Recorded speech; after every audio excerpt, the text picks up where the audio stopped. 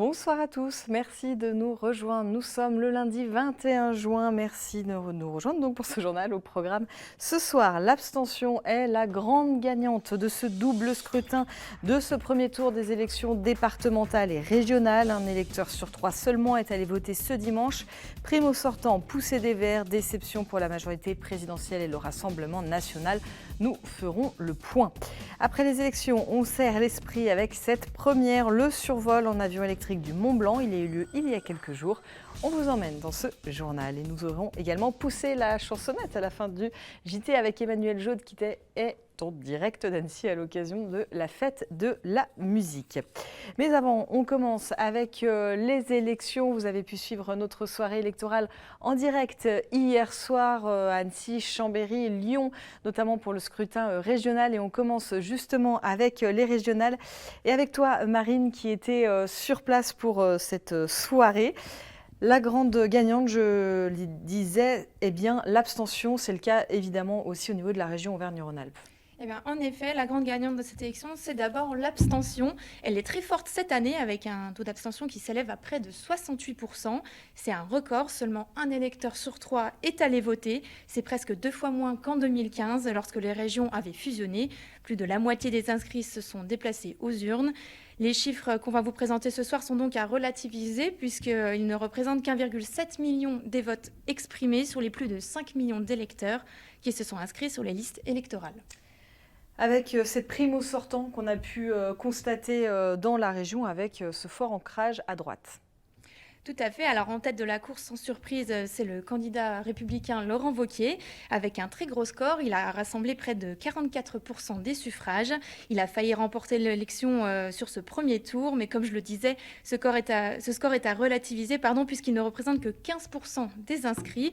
Ces élections donnent largement la prime au président sortant à l'échelle régionale, mais aussi à l'échelle départementale. En Pays de Savoie, son score est quasiment identique, avec toutefois un record d'un point de moins en Savoie. La couleur politique de la région semble davantage s'ancrer à droite et elle se confirme depuis 2015 où Laurent Wauquiez avait déjà volé le siège à la région aux socialistes. Est-ce qu'on peut considérer que le deuxième tour est gagné d'avance ?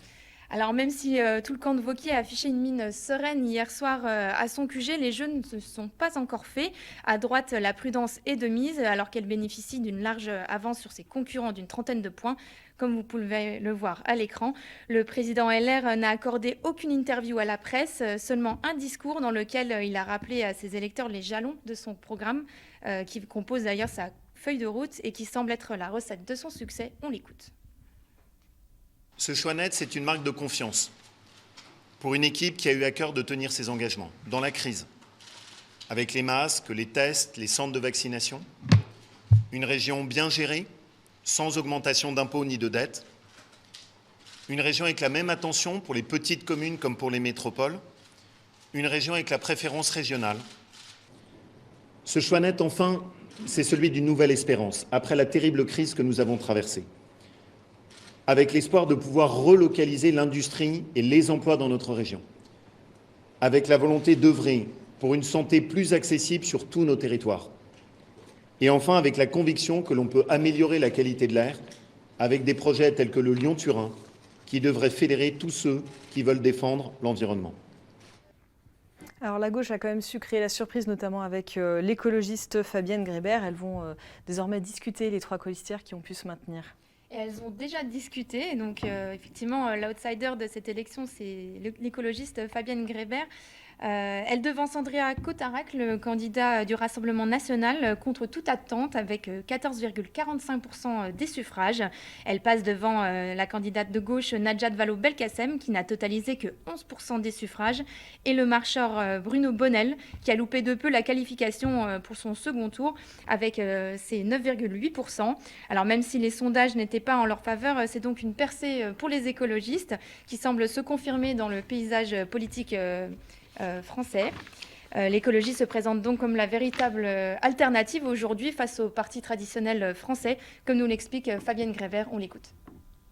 Là aujourd'hui, les électeurs se sont massivement prononcés pour dire qu'ils attendaient de l'écologie, plus d'écologie. C'est là-dessus que nous devons rassembler, autour des enjeux de transition écologique. Nous avons besoin de restaurer de la confiance avec nos élus. C'est ça que nous apprend cette élection, c'est que les gens n'ont plus confiance, ne croient plus en les politiques, parce que nous ne touchons plus la vie quotidienne des gens. Et l'écologie, c'est aussi une manière de toucher la vie quotidienne de nos habitants, que ce soit à travers l'alimentation, que ce soit à travers le transport, que ce soit à travers la rénovation des logements. Ce seront 3 sujets sur lesquels la région peut agir, doit agir et sur lesquels elle ne fait rien. Alors là, donc il y a alliance entre les 3 listes. On rappelle qu'il faut 10% pour pouvoir se maintenir. Donc c'est le cas de Najat Vallaud-Belkacem et de Fabienne Grébert, et que la liste de Cécile Cukierman peut fusionner puisqu'elle a obtenu 5%. Alors, elles vont fusionner, elles l'ont annoncé aujourd'hui. Voilà, donc du coup, Fabienne Grébert devient la figure de proue de la gauche. Les départements savoyards le confirment, avec notamment un score qui s'approche des 20% dans le fief de la candidate en Haute-Savoie. En Savoie, il dépasse les 15%. Alors, avec de tels résultats, les socialistes ont fait savoir déjà dès hier soir leur alliance avec les écologistes. Du côté de la gauche, LFI, Cécile Cukierman a officiellement déclaré sa fusion avec la liste de Fabienne Grébert aujourd'hui, dans une déclaration conjointe avec la candidate socialiste. Tout était déjà prévu avant le premier tour de ce scrutin. On écoute justement Najat Vallaud-Belkacem à ce sujet.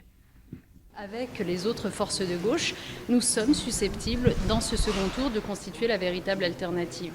Alors, parmi les forces de gauche, nous en avions convenu dès avant le premier tour, avec Fabienne Grébert, avec Cécile Cukierman. Celle de nous qui arriverait la première, eh bien, les autres se rassembleraient à ses côtés. Donc, moi, je prends acte du fait que Fabienne Grébert est arrivée la première. Et nous mènerons désormais cette campagne de second tour ensemble, comme je m'y étais engagée, et en plus avec plaisir et de l'enthousiasme, parce que moi je pense que ce qui est en train de s'écrire ici aussi, c'est vraiment la nouvelle aventure de la gauche, dans laquelle les forces sociales et les forces écologistes sont capables de faire campagne commune. J'aurais voulu que nous fassions cette campagne commune dès le premier tour. Bon, les partenaires ne l'ont pas forcément souhaité, mais maintenant nous en arrivons enfin à cette situation, et c'est ainsi, je crois, que nous serons plus audibles auprès des électeurs de cette région. L'autre enseignement de cette soirée électorale, c'est l'effondrement, en tout cas la non-percée de l'extrême droite, et puis la claque chez les marcheurs. Alors effectivement, l'autre grande surprise de ce scrutin, c'est l'effondrement de l'extrême droite. Donc Andrea Cotarac, le candidat du Rassemblement national, il était attendu avec près de 20% des intentions de vote lors des derniers sondages précédant les élections. Il a tout de même réussi à se qualifier pour le second tour avec plus de 12% des suffrages exprimés. Les résultats sont assez similaires dans les pays de Savoie, avec toutefois près de 2 points de plus en Savoie. Il accuse le coup, forcément, et pour lui, l'abstention y est pour beaucoup dans ce résultat. Il appelle ses partisans, mais aussi les abonnés absents à voter. On l'écoute. C'est une défaite, pas pour le Rassemblement national, mais pour la démocratie et la République. Je crois que le taux d'abstention record historique doit être triste pour tout le monde. Beaucoup de citoyens ont appris aujourd'hui qu'il y avait une élection, et je crois qu'au second tour, il y aura beaucoup plus de participation, que les gens iront voter pour le Rassemblement national. Donc oui, j'appelle à un sursaut démocratique, un sursaut républicain, un sursaut de toutes celles et ceux qui souffrent au quotidien de l'insécurité, de l'islamisme, des délocalisations, du choc social, à voter massivement pour le Rassemblement national dimanche prochain. Alors le candidat du RN n'est pas le seul à appeler au vote massif pour le deuxième tour. Il y a aussi le marcheur Bruno Bonnel qui demande aux citoyens d'user de leurs droits civiques. Il les met en garde notamment contre le vote des militants. On l'écoute. Je suis forcément déçu, mais je suis surtout déçu pour mes militants qui ont fait une campagne formidable et que je veux saluer. Déçu pour l'énergie qu'on a vue sur le terrain, et également déçu terriblement par l'abstention.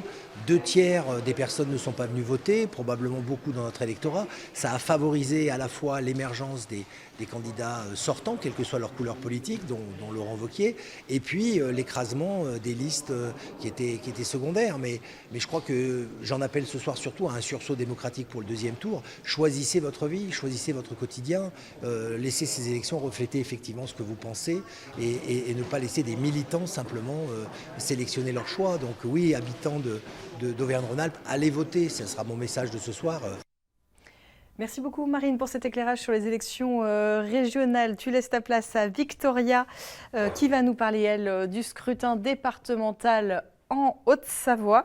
Et concernant les régionales, un dernier mot, puisque nous allons vous organiser un débat qui sera diffusé jeudi soir. On aura bien sûr l'occasion d'en reparler. Comment ça s'est passé du côté de la Haute-Savoie pour le scrutin départemental? Cette fois-ci, 17 cantons pour la Haute-Savoie.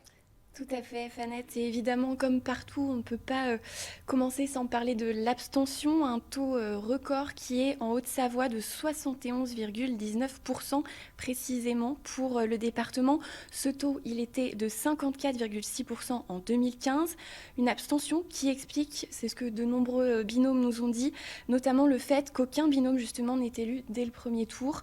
En Haute-Savoie, on le rappelle, pour être élu, il faut pour être élu dès le premier tour, il faut avoir obtenu plus de 50% des suffrages exprimés et plus de 25% des inscrits. Or, personne n'a obtenu ces 25%.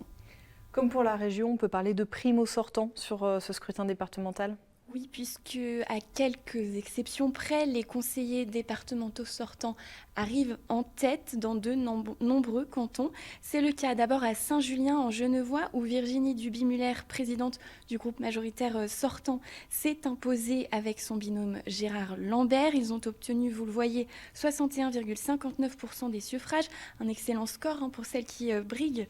D'après ce qu'on sait, la présidence du département, elle l'emporte donc devant Arnaud, elle termine première de ce premier tour, devant Arnaud Blanchard et Camille Crespo, binôme écologiste. On reviendra aussi sur leur deuxième position un petit peu plus tard. Mais pour le moment, je vous propose d'écouter Virginie Duby-Muller. Ce résultat très net va donner la dynamique du second tour. Et puis pour la suite, je crois que c'est encore prématuré. Moi, j'attends de voir évidemment les résultats du deuxième tour. Il y a encore beaucoup de choses qui vont se jouer. Mais si j'y vais pour le troisième tour, évidemment, je ne souhaite pas faire de la figuration. Et j'irai avec un projet pour notre beau département.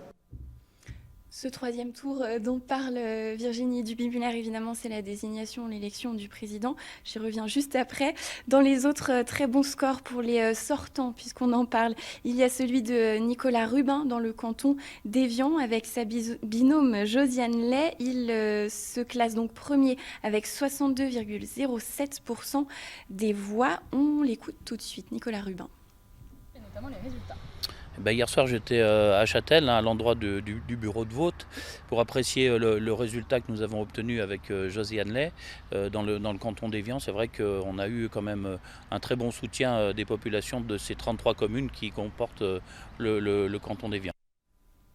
Et j'ajoute que derrière Nicolas Rubin et Josiane Lay, on retrouve Charlotte Deschamps et Jean-Philippe Robert qui représentent l'Union de gauche. Ils ont donc 18,88% des suffrages.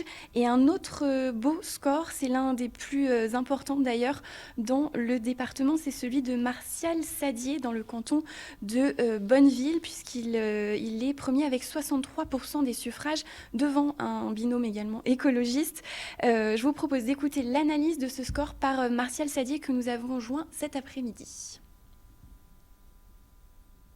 Il y a une très forte baisse du Rassemblement national. En tout cas, le Rassemblement national est moins haut que ce que nous l'imaginions parce que nous avons aussi, c'est valable aussi d'ailleurs pour le renvoquer à la région, pris en compte les attentes des habitants de la Haute-Savoie sur les enjeux de sécurité, puis annoncé très clairement des positions fermes sur le soutien à nos pompiers, à nos gendarmes, sur la vidéosurveillance, donc une prise en compte de la sécurité. Je crois que cela a beaucoup joué.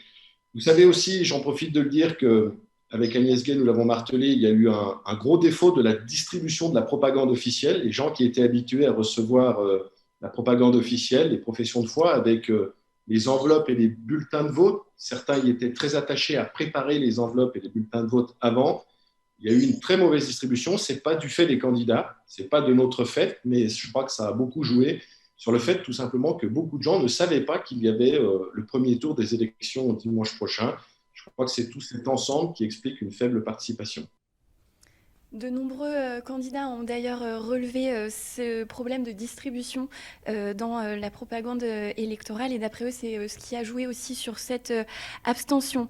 Fanette, je le disais, maintenant ce qui se joue, c'est donc déjà la présidence du département en Haute-Savoie puisque Christian Monteil, le président sortant, ne se représente pas. On sait d'ores et déjà que les candidats potentiels pour ce poste à la présidence sont donc les derniers candidats qu'on vient de voir, Virginie Duby-Muller, Martial Sadier, Nicolas Rubin. Probablement, les discussions sont en cours, personne ne veut vraiment s'exprimer, en tout cas ouvertement, sur les possibles alliances. Les discussions vont bon train. Je rappelle que près de la moitié des conseillers sortants ne se sont pas représentés dans cette élection en Haute-Savoie. C'est le cas donc du président Christian Monteil. On a recueilli sa première réaction avec Jean-Paul Crespi hier soir, c'était dans son bureau, donc en préfecture de Haute-Savoie. On l'écoute. Sentiment d'abord de frustration, une participation très faible, trop faible. Notre pays ne mérite pas ça. Et si on ne reprend pas des initiatives pour ramener les électeurs vers les urnes, on va vraiment vers une catastrophe. Il faut reprendre de nouveaux moyens plus modernes, le vote électronique, le vote par correspondance, le vote par procuration. Il faut réentreprendre une éducation complète de nos enfants, de nos adolescents et des habitants de ce pays. Il faut aller voter. L'élection, la possibilité de s'exprimer a été acquise de haute lutte, pour les hommes d'abord, pour les femmes après. Et donc c'est vraiment une plaie au cœur que de voir que seulement un tiers des habitants se sont déplacés. Les résultats, eh bien, écoutez, dans 17 cantons, je crois savoir que 15 de nos candidats binômes virent en tête. Ça veut dire que le bilan du mandat a été plutôt positif, perçu positivement.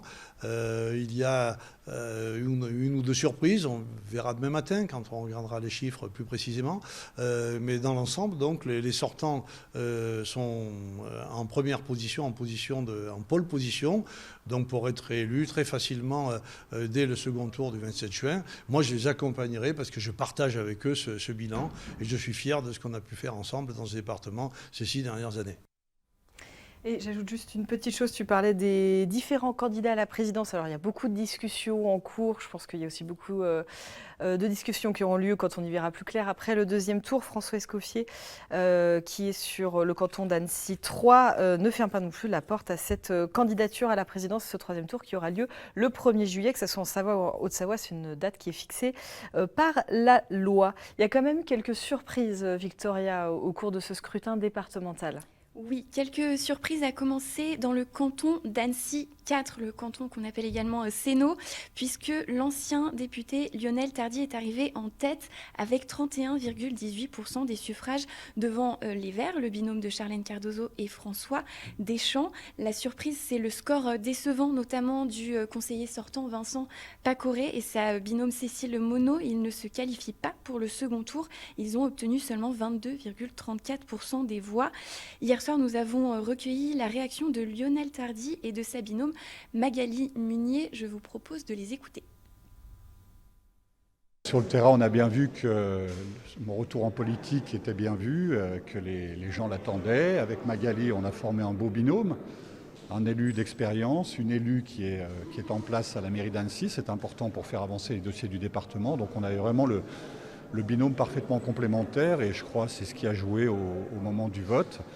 Et maintenant, comme le disait Magali, il faut rassembler au second tour. Il a été convenu qu'on fasse des primaires à droite, sur l'ensemble des cantons annéciens d'ailleurs, puisque tous les cantons annéciens, les électeurs au second tour, ils auront le choix entre les candidats divers droite, centre et de société civile, et puis en face des candidats verts. Bon ben voilà, on a fait une primaire, on est arrivé en tête. Maintenant, il faut que tout le monde se rassemble. Comme eux aussi, les forces de gauche se rassembleront sur la candidature des Verts. Et puis donc, ce qui doit nous permettre de gagner la semaine prochaine, on l'espère. Et on reste à Annecy, cette fois avec le canton Annecy 3. Là, les conseillers sortants ne se présentaient pas ensemble. L'ex-binôme, donc François Escoffier et Laure Tonley-Bazaille, s'étaient tout simplement séparés. François Escoffier, on en parlait juste avant, a créé un petit peu la surprise, on peut le dire, avec sa nouvelle binôme Odile Maurice. Ils sont premiers à l'issue de ce premier tour, avec 32,60% des suffrages. En deuxième position, réinventons la Haute-Savoie, donc les Verts, avec Alexandre Mulatier-Gachet et Pascal Paris. Le binôme écologiste, vous le voyez, obtient près de 20% des suffrages. Et donc, Laure Tonley-Bazaille, ex-conseillère départementale chargée de la culture, ou bientôt ex en tout cas, n'est pas qualifiée pour le second tour. Fanette, tu as pu t'entretenir tout à l'heure avec François Escoffier. On l'écoute. Moi, l'analyse que je fais, c'est que la dernière fois, j'avais fait à peu près 8000 votants au premier tour. Et aujourd'hui, le scrutin, il est de moitié inférieur. Donc, l'abstention dont tout le monde parle, la mobilisation, il y a aussi une perte. Pendant toute la campagne, moi, j'ai entendu aussi beaucoup de mots en disant « François, il n'y a pas de problème, on va voter pour toi », mais la politique, il y en a ras-le-bol, quoi. Voilà pour la réaction de François Escoffier. Comme pour la région, les Verts ont quand même marqué la soirée. Oui, une vague verte, on peut le dire comme ça, avec un exemple de ce succès, notamment dans le canton de Saint-Julien. Alors certes, Virginie Duby-Muller est en tête, mais pour la première fois depuis de longues années, c'est un binôme écologiste qui se qualifie en seconde position, donc pour le second tour. Il s'agit du binôme Arnaud Blanchard et Camille Crespo, qu'on écoute tout de suite. Là où on est content, c'est que cette fois-ci, les électeurs ont exprimé qu'ils voulaient un renouveau démocratique, qu'ils n'ont pas exprimé leur rejet de la démocratie en votant RN, mais en faisant passer au deuxième tour une liste de gauche et écologiste, qui n'était pas arrivée depuis des années sur le canton de Saint-Julien. Donc pour ça, on est vraiment très contents. On voit que les électeurs expriment qu'ils ont compris qu'il y avait une urgence climatique. C'est pour ça qu'ils mettent des élus, des candidats écologistes au deuxième tour. Et pour ça, on en est très contents. Dernier élément, Victoria, sur ce scrutin départemental en Haute-Savoie, c'est la déception pour les élus du Rassemblement, enfin les candidats du Rassemblement national. Oui, alors pardon, un tout petit mot juste sur les écologistes, juste pour te dire, Fanette, que 13 binômes au total, donc qu'ils soient 100% écologistes ou unis avec la gauche, sont qualifiés dans les 17 cantons pour le second tour. Et donc effectivement, dernier point à retenir pour ces élections départementales en Haute-Savoie, c'est cette forte régression du Rassemblement national par rapport à 2015, où le parti de Marine Le Pen était arrivé en deuxième position dans 14 cantons des 17 au total. Hier soir, les binômes Rassemblement national étaient souvent dépassés par la gauche. Finalement, ils se maintiennent uniquement dans 2 cantons, celui de Rumilly, avec le binôme Nolan Conseil et Pauline Fargès, et le canton également du Mont-Blanc. Canton du Mont-Blanc, où d'ailleurs on note que Jean-Marc Péex arrive en première position avec un score assez incroyable, puisqu'il remporte 86,85% des suffrages. Exactement. Et donc, dans le canton du Mont-Blanc, c'est le binôme de Céline Bécu et Stéphane Monard pour le Rassemblement national qui arrive en seconde position. Forcément, le chef du parti du Rassemblement national en Haute-Savoie était déçu hier soir, mais plutôt combatif pour ces 2 derniers cantons. On l'écoute. Ne se sont pas déplacés ce soir pour voter. C'est une erreur, parce que nos adversaires, eux, ils continuent à changer le monde, et le monde qu'ils changent, la France qu'ils changent, ils ne changent pas dans la direction qui est celle qu'aspirent nos électeurs. Donc il faut que nos électeurs se bougent maintenant, il faut qu'ils prennent aussi leurs responsabilités et qu'ils se déplacent massivement la semaine prochaine pour porter leur voix au régional sur Andréa Cotarac et sur nos 2 candidats, Pauline Farge et Nolan Conseil, sur le canton de Rumilly. J'ajoute juste qu'on ne savait pas encore au moment de l'interview de Vincent Lecaillon qu'un binôme était également qualifié, donc celui du canton du Mont-Blanc. C'est pour ça qu'il ne l'évoque pas, mais il nous a bien redit après qu'il les soutenait également. Voilà, Fanette, pour ce tour d'horizon en Haute-Savoie. Merci beaucoup, Victoria. Et on va passer à la Savoie avec Sébastien Germain, puisque c'est toi qui étais en préfecture hier à Chambéry, avec là aussi ce chiffre qui a marqué le scrutin, celui de la participation. Oui, une participation qui s'est élevée à 33,57%, soit 66,43% d'abstention. Donc c'est un petit peu plus que la moyenne nationale. Donc la Savoie était un petit peu dans la tendance actuelle. On ne peut pas vraiment dire que ce premier tour ait complètement changé la donne en Savoie, qui compte 38 conseillers départementaux, en tout cas dans l'ancienne mandature, dont 30 appartiennent toujours à la majorité départementale d'Hervé Guémard. Dans le détail, la droite arrive en tête dans 13 cantons sur 19, et les électeurs ont donné en priorité, un petit peu comme on a pu le voir avec Marine et Victoria, la prime aux sortants, puisque 24 conseillers départementaux sortants arrivent en tête cette année avec des binômes identiques ou différents de ceux de 2015. Alors, si on rentre un petit peu dans le détail, avec notamment le canton d'Albertville 1, où était candidat le président actuel du conseil départemental de Savoie, Hervé Guémard, comment ça s'est passé? Alors pour Hervé Guémard, donc président du conseil départemental de Savoie depuis 2008, tu l'as dit, candidat avec Martine Berthet sur le canton d'Albertville 1, ils sont arrivés en tête avec 51,21% des voix. Ils affronteront dimanche prochain le binôme Hugues Asport et Gisèle Vianney. Je vous propose d'écouter Hervé Guémard, c'était ce dimanche pour notre émission spéciale. Avec un tel taux d'abstention, il faut, tenez-vous bien, 83% des suffrages exprimés pour être élu. Car il faut, et ça marche seulement pour les cantonales et pas pour les municipales, il faut 25% des inscrits. Mais nous avons plus d'une dizaine de cantons, dont le mien, où nous faisons plus de 50% au premier tour, et nous aurons à nous mobiliser encore davantage pour le second tour, puisque rien n'est jamais acquis. On a des femmes et des hommes de toutes les générations. Notre candidat le plus jeune, d'ailleurs, il est qualifié pour le second tour dans le canton d'Albertville 2 à tout juste 20 ans. On a des femmes et des hommes qui ont davantage d'expérience, de tous les métiers, de tous les coins de Savoie. Donc voilà, on a une belle énergie, une belle dynamique, et il faut vraiment qu'on la transforme pour ce deuxième tour.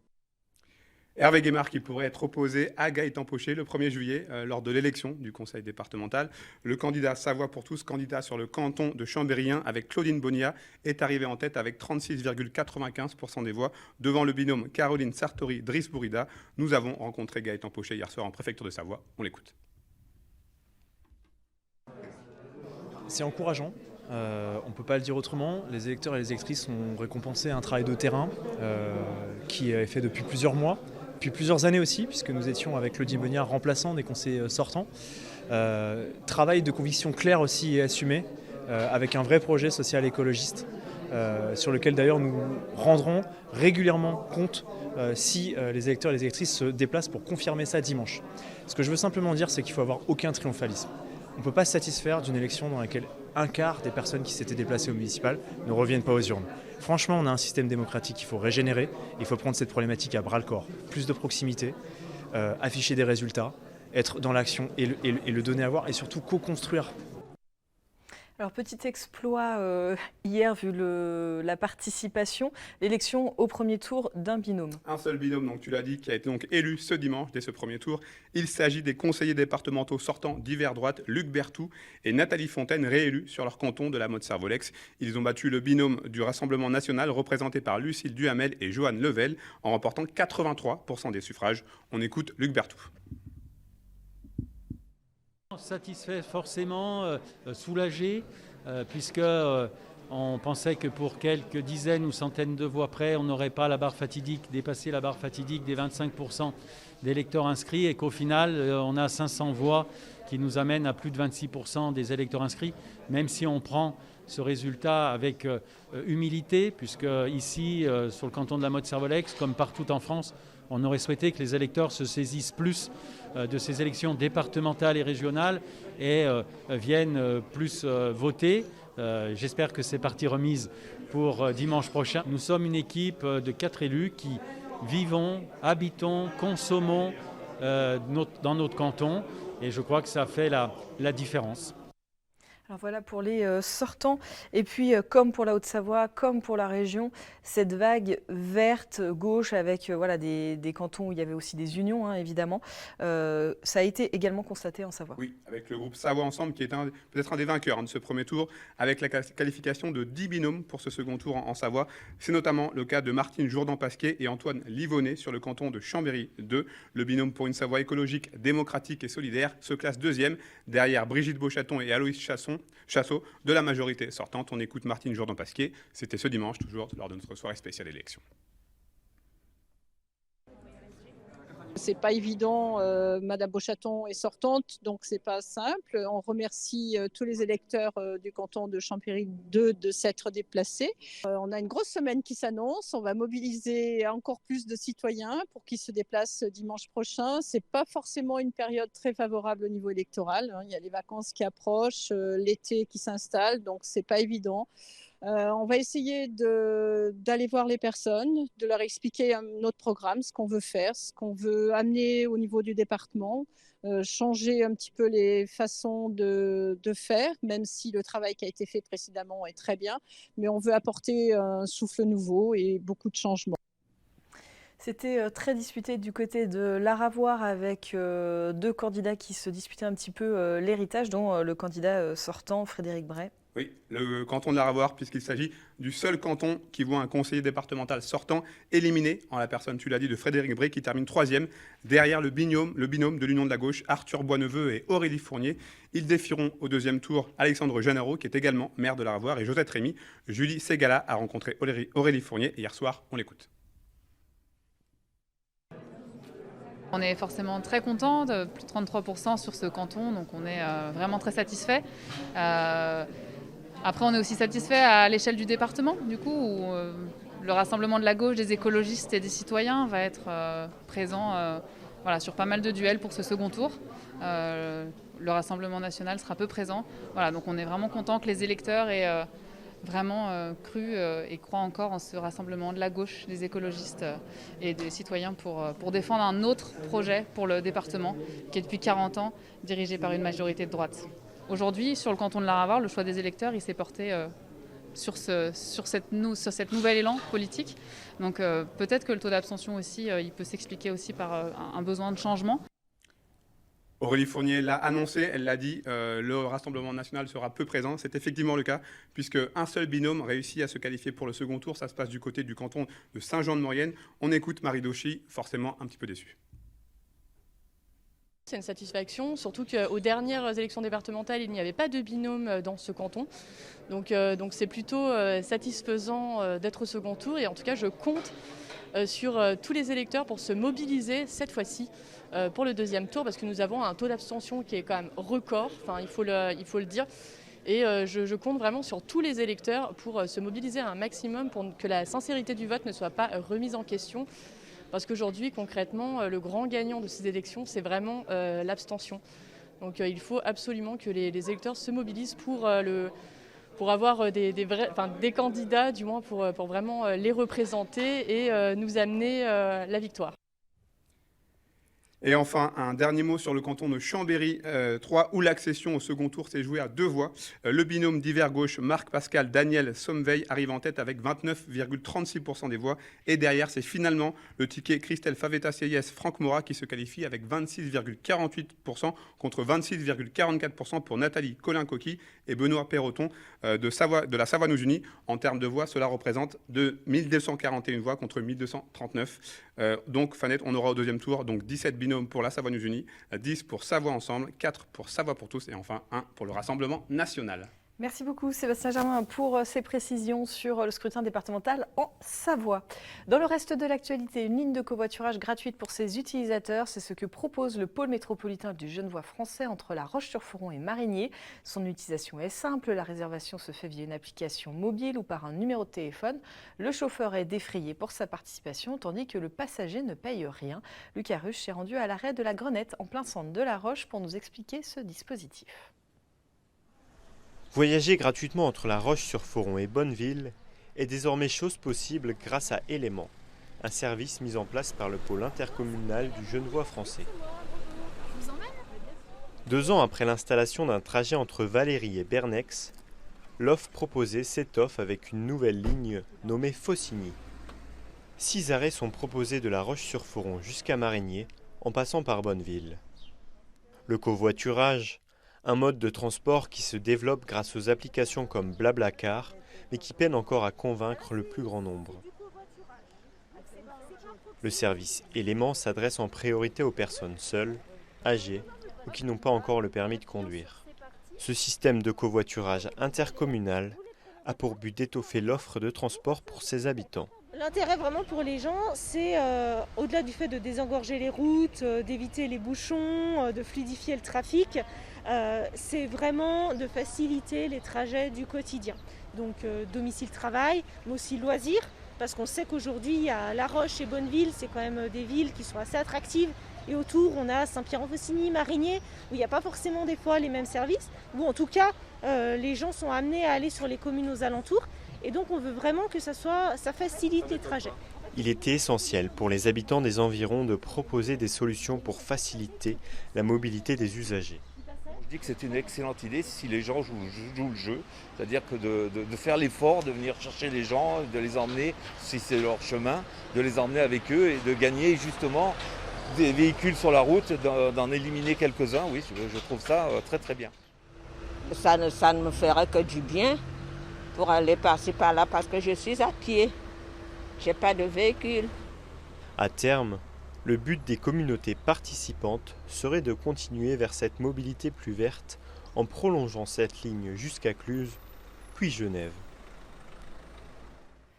Et puisqu'on parle de covoiturage, en Savoie, Grand Chambéry étend son service de covoiturage de proximité à 4 secteurs supplémentaires. Après une première expérimentation sur le plateau de la Lesse, il sera donc étendu au Bauges, sur l'axe reliant Saint-Joire-Prieuré au carrefour de la Rousse, ainsi qu'à Saint-Baldoff et à La Tuile. Un mot sur le palmarès d'Annecy Festival qui a rassemblé près de 8000 accrédités sur site et en ligne. La cérémonie de clôture a eu lieu samedi soir. Le grand vainqueur est un documentaire animé. Vous envoyez là quelques images. Fli de Jonas Poher Rasmussen. L'histoire vraie d'Amine, un homme que son mariage imminent contraint à devoir révéler pour la première fois le passé qu'il gardait jusque-là caché. Il raconte alors son voyage dramatique en tant qu'enfant réfugié de l'Afghanistan au Danemark. Le prix du jury a lui été décerné à Michaela Tova pour Ma famille afghane. L'histoire d'amour entre Hera, une jeune femme tchèque, et Nazir. Autre long métrage remarqué, La traversée de Florence May. Elle reçoit la mention du jury, la touchante histoire de 2 enfants perdus sur les routes de l'exil. Le cristal du court métrage revient à Écorce de Samuel Patet et Sylvain Monet, une plongée dessinée au crayon dans le quotidien d'une maison de retraite. Rendez-vous l'année prochaine pour un hommage à l'animation suisse. Ce sera du 13 au 18 juin 2022 donc.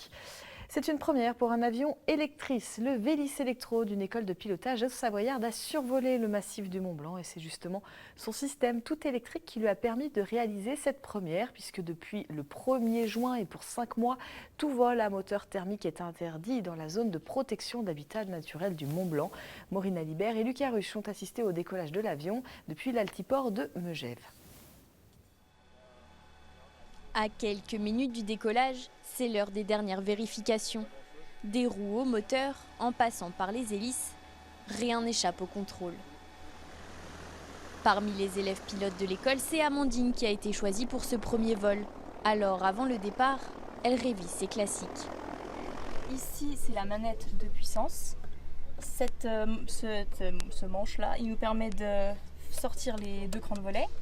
Et après, ça c'est le manche basique pour piloter et tous les boutons qui nous servent à allumer tout ce qui est batterie et instruments. Elle est accompagnée par Emmanuel, son instructeur et gérant de la société qui possède l'avion. Et après quelques mises au point, ils sont enfin prêts à partir. Fabriqué en Slovénie, le Vélis Electro est le premier avion électrique en France. Un moteur qui lui permet de planer, mais aussi d'être silencieux. Seul bémol, il possède une autonomie de seulement 50 minutes. Le temps tout de même de survoler le Mont Blanc et d'admirer l'aiguille du Midi.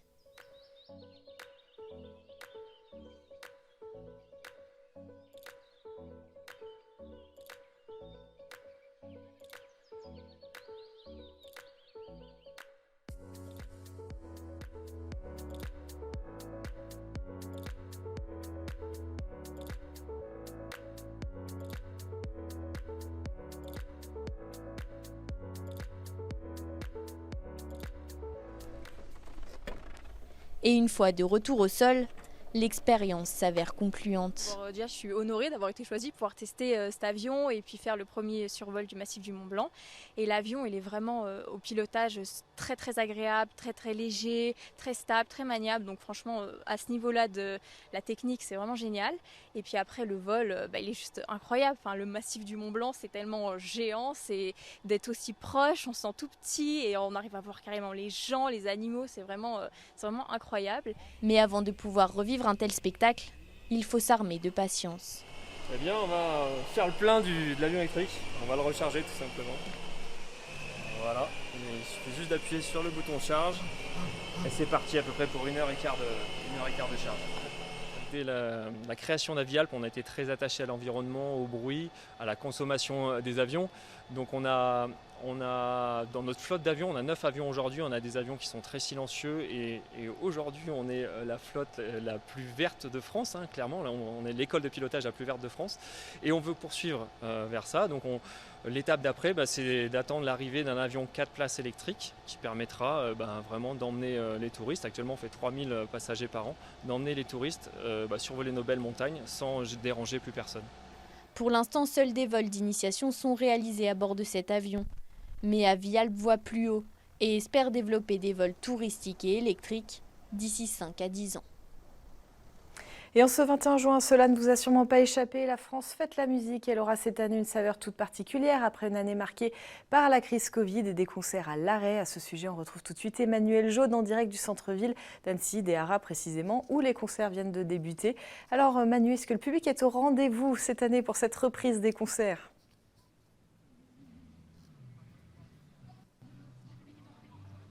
Eh oui, bonjour Fanette, bonjour à tous, c'est un plaisir de vous retrouver en ce 21 juin, jour le plus long de l'année, jour du solstice d'été, mais pour la plupart de la population, jour qui signifie la fête de la musique, une édition 2021 assez particulière, marquée d'accueil, pour ça que ici, la fréquentive, une jauge de 2 personnes a été fixée au Haras pour profiter avec une ambiance assez rock, il faut dire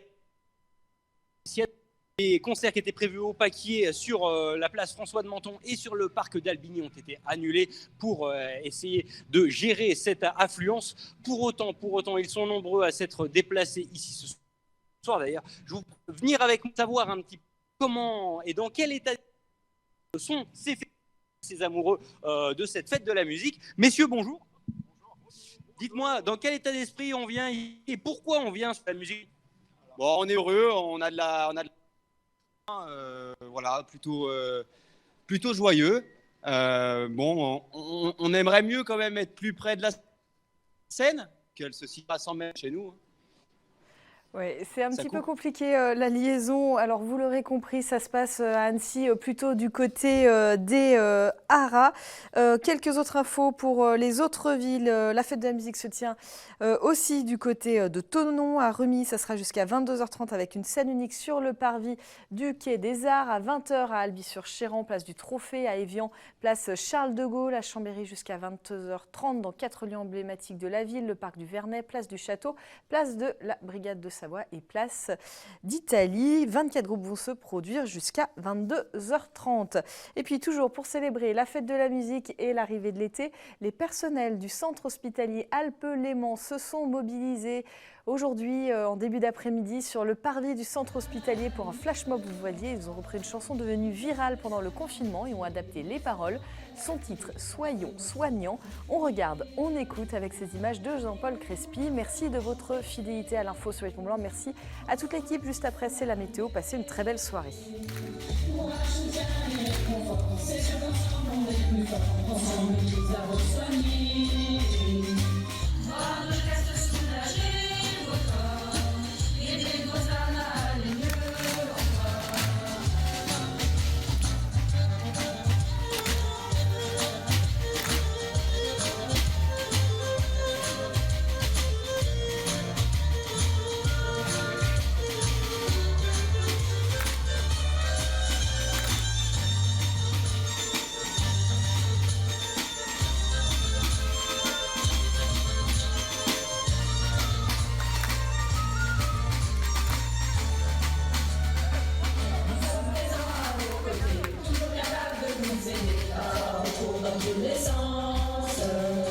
Pour que chacun garde une chance de vivre en toutes circonstances.